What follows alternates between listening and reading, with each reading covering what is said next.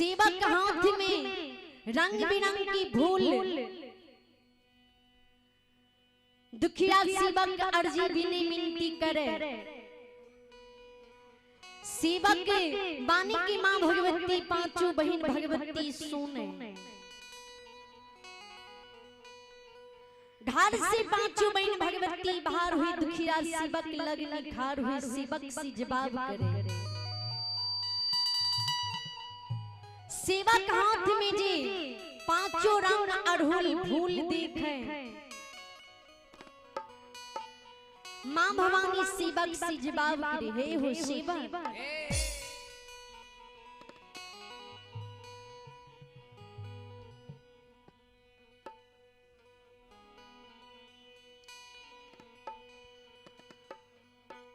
कौने फूल फूलाबै हो सेवक, सारी सारी रातिया। कौने फूल फूलाबै हो सेवक, आधी आधी रातिया। कौने फूल फूलाबै हो सेवक, सारी सारी रातिया। कौने फूल फूलाबै हो सेवक, आधी आधी रातिया। कौने फूल फूलाबै हो सेवक, आधी आधी रातिया। कौने फूल फूलाबै हो सेवक, आधी आधी रातिया। कौने फूल फूलाबै हो सेवक, आधी आधी रातिया। कौने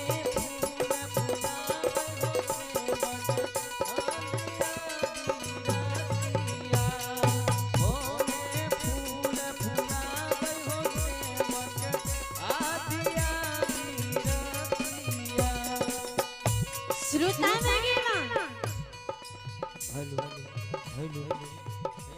मां भवानी सेवक के हाथ में पांचों रंग अड़हुल फूल देखे,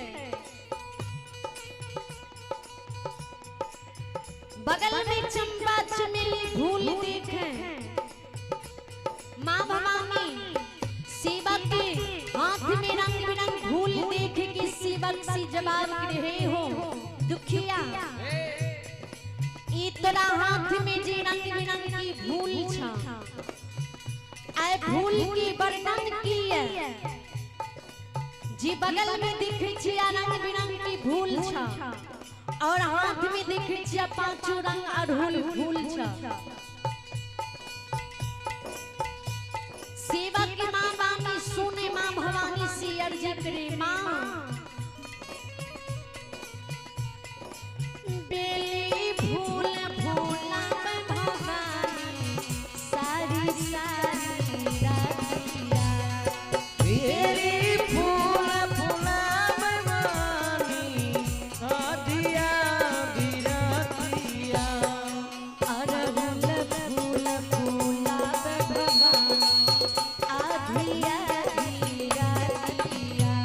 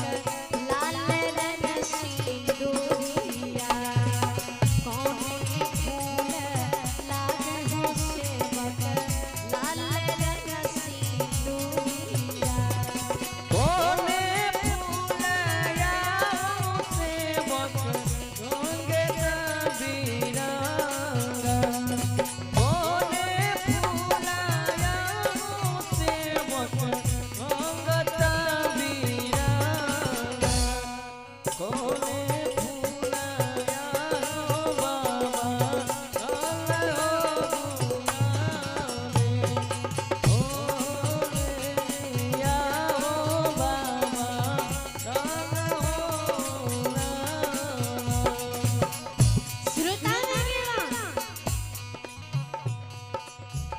माँ जगती जननी कहे हो सेवा कौन फूल रंग बिरंग लागी है कौन फूल लाल रंग सिंदूरिया लागी है ऐ फूल में से कौन फूल खूबसूरत है ऐ फूल की वर्णन दिन सुनाब सेवा की माँ भवानी बानी सुने माँ भवानी सिजबाम हे मोरी मैया हे जगती जननी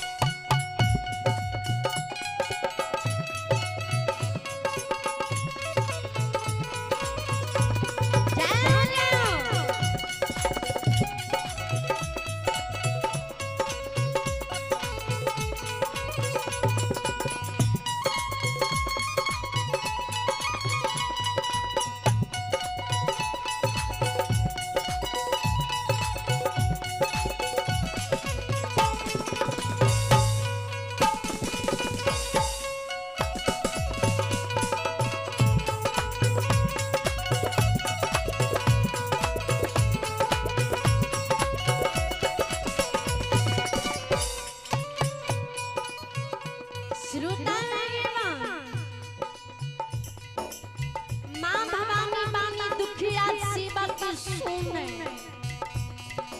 माँ भवानी सिजबाम हे मोरी मैया हे जगती जननी हे जगती कल्याणी बेली फूला लागे भवानी रंगता बेली फूला राम भवानी रंगता बीरावा अरहुल फूला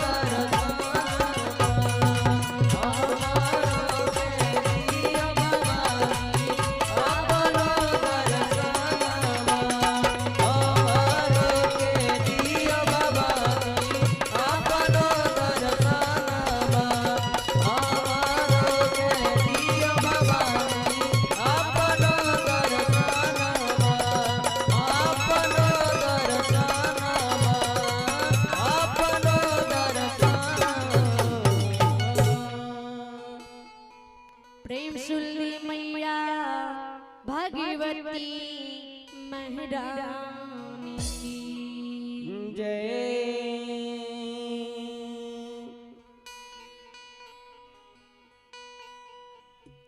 अब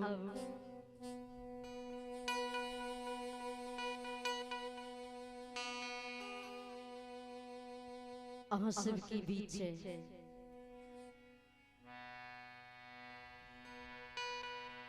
भक्ति प्रेमी ज्योति बाबा के भगत सुनाबै छी।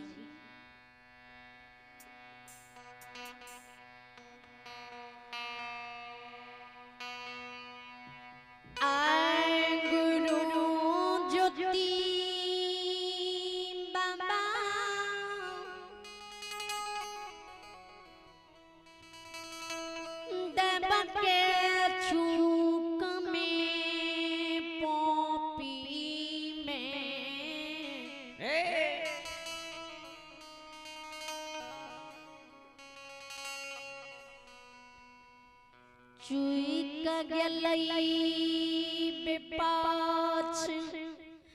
जो होती बाबा के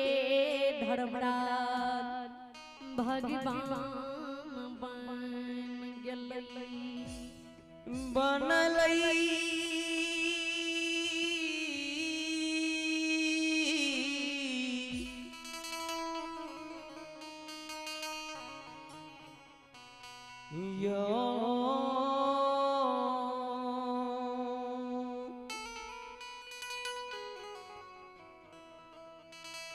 या समय में या फिर वक्त में जुती बाबा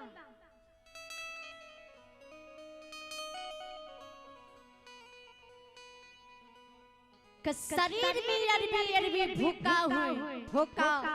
फूट जा लहू पीज के प्रमाण शरीर से बहे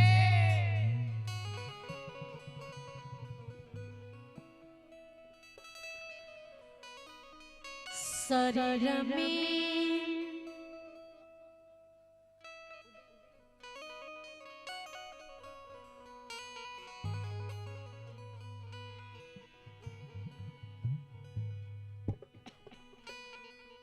फरमाइश लिखिए जे उदय बाबा की भगत की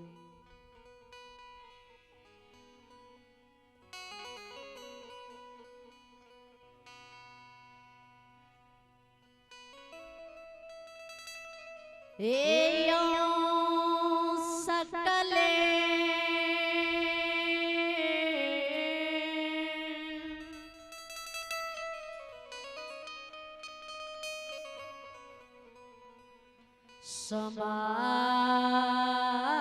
समाज बाबा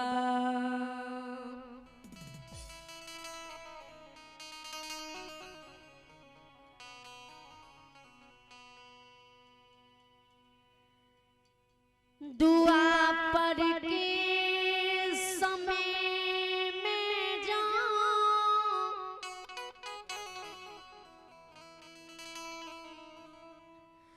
गखुला नगरी से कृष्ण जी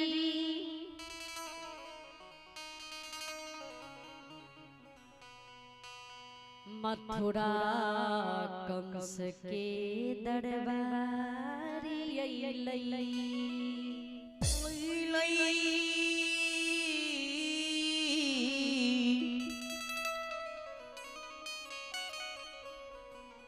हो गोसाई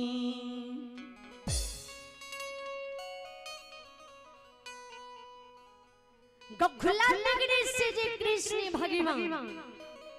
मथुरा के ले कंस की दरबार कंस की राज कंस की नगरी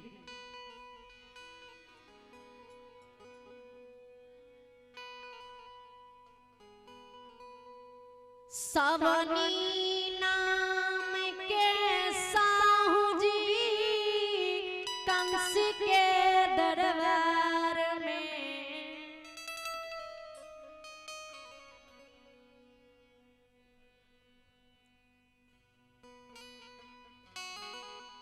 सरसों तेल कंस के लिए तैयार करई कंस के।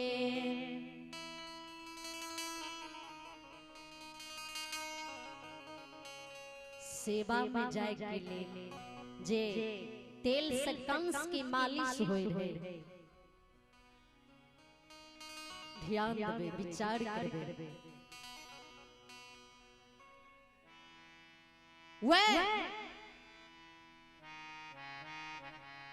साहू जी वही मथुरा नगरी में कंस के लिए सरसों के तेल तैयार करे। कन्हा पर पालो लाके कल्हू में घूमे।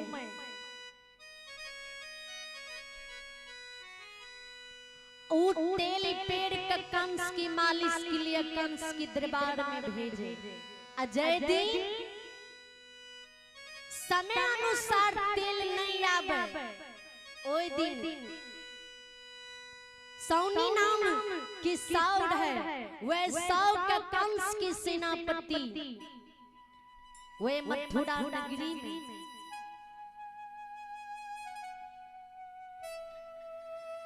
चाबुक से शरीर के चमड़ी मथुरा नगरी में तोड़ दे।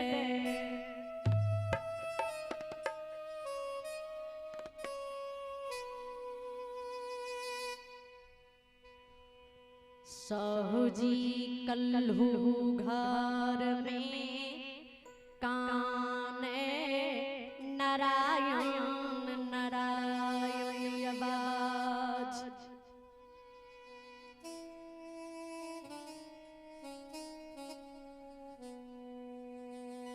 विधाता कहिया यही अत्याचारी कंस से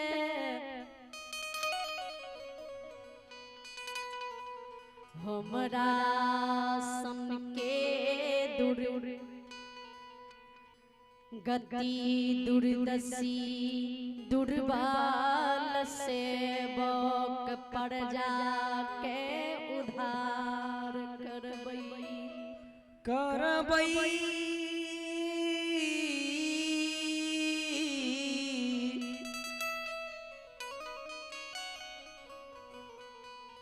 हो भी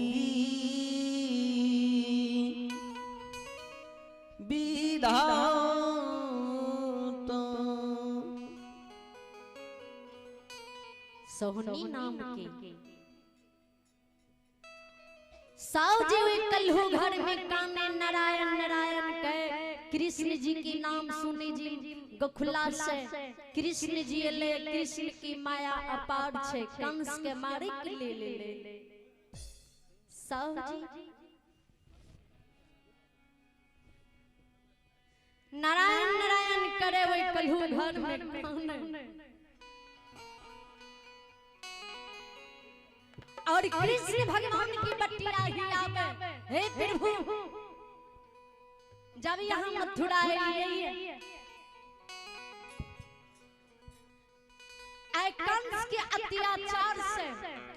हमारी जीवन विराट बेकार अगर यहाँ आइए तो जरूर यहाँ हमरो उद्धार कर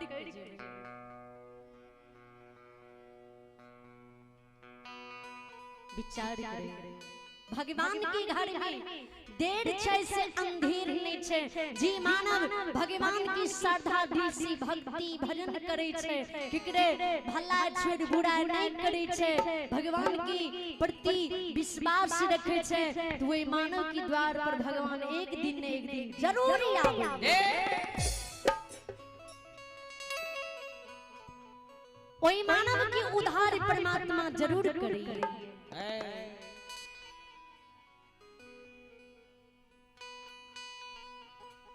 सजीव कल्हू घर में काने आयो नाइना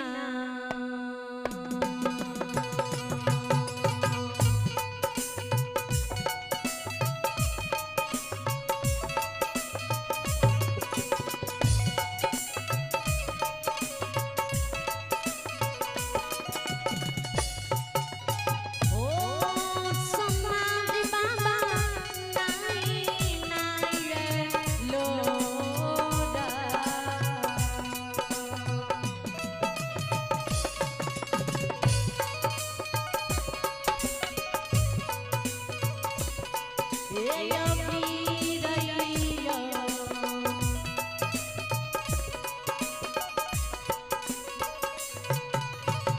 सहुए के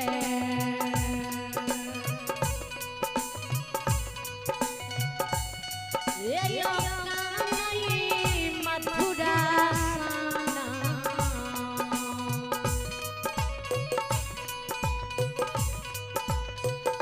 बाबा हे नगाओ हे नगाओ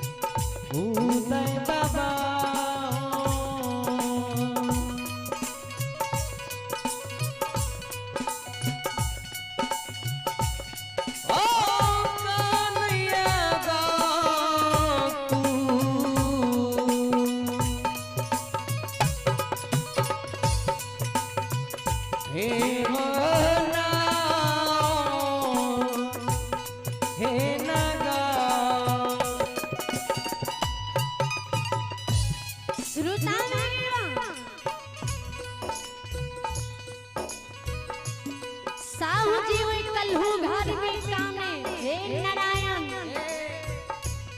एक खुला के भगवान कृष्ण जी जरूर यहाँ हमारा दरबार में ये कंस के अत्याचार से यहाँ बचे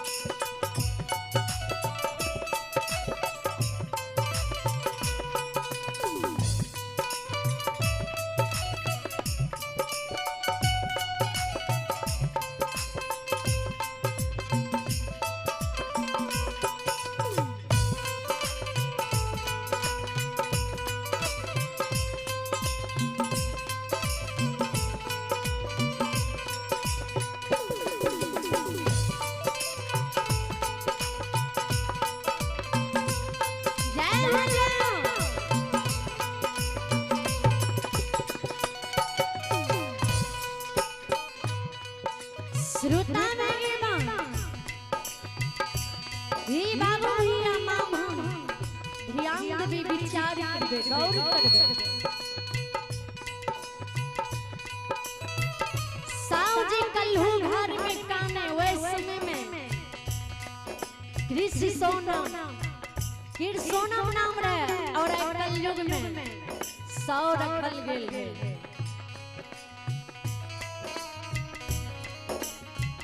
वे कल्हू घर में जी काने भगवान जी मथुरा आए घूम घूम के मथुरा नगरी के भगवान देखे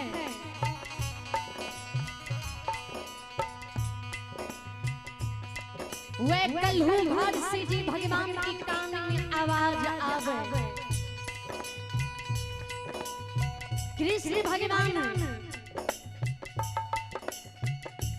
वे कल्हू घर जाए कृष्ण की नजदीक जाए कल्हू घर में जी कृष्ण कन्हा पर पालो लाल के कल्हू में घूमे काने नारायण नारायण करे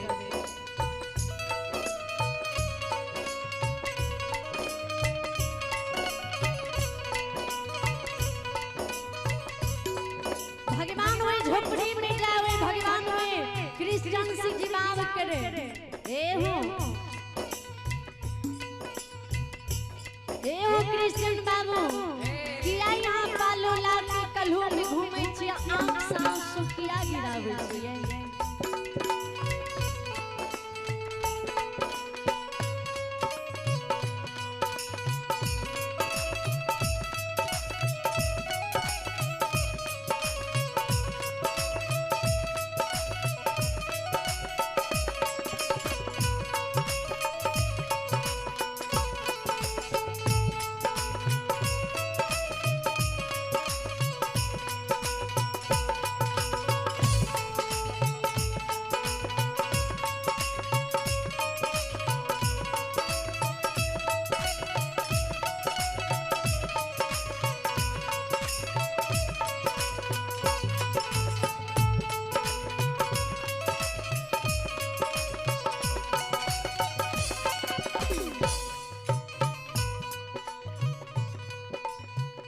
भगवान पर जी नजर कृष्ण की परे कृष्ण की पत्नी के नाम रे संझिया तारा कन्हा पर से पालो उतार के राख दे दरबार में भगवान के नजदीक जाए शरण पर गिर जाए शरण पकड़ के कृष्ण संझिया तारा भगवान के चरण पकड़ के काने धाम छिए प्रभु जी आ हमर पुकार सुन लिए आई हमरा दरबार लिए जो यहाँ हमरा कुटिया में लिए हमरा दरबार लिए हे प्रभु जी आ हमरा हाथ से थोड़ा अंति घर में नहीं छी खाए के लिए लेकिन पानी भी जरूर यहाँ पी के जेबे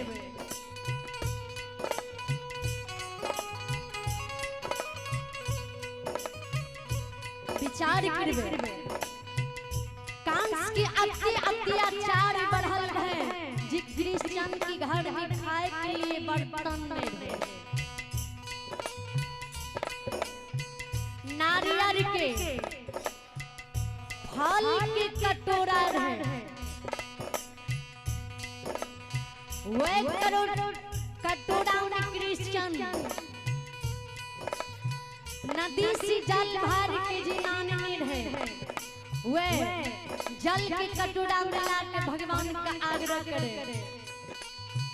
पाबिया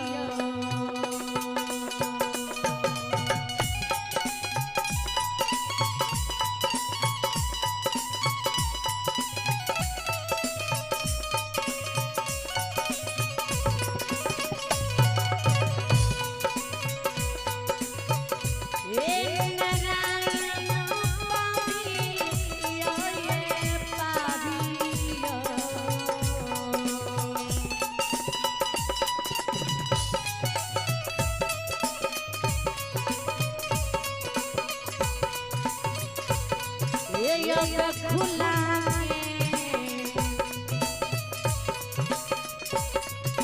नारायण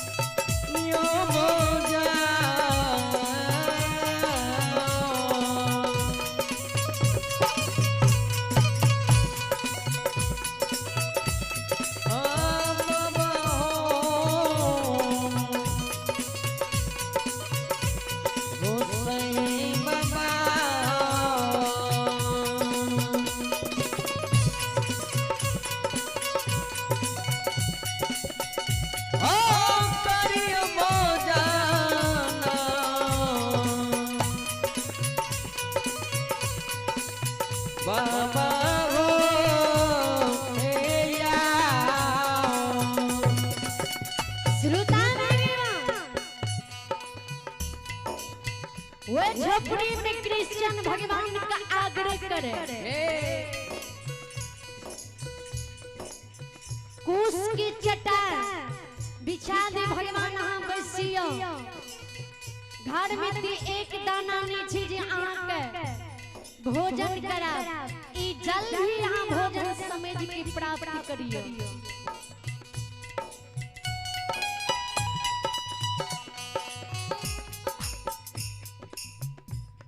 जल के ही यहाँ भोजन समझ के प्राप्ति करियो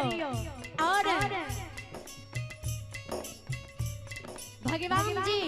क्रिश्चियन की शब्द व्यवहार के सुने देखे क्रिश्चियन के शरीर में देखे जी फूट फूट के भगवान की भक्ति भरल है भगवान आंख में आंसू भर जाए जी इतनी स्वाभाविक लोग इतने के व्यवहारी लोग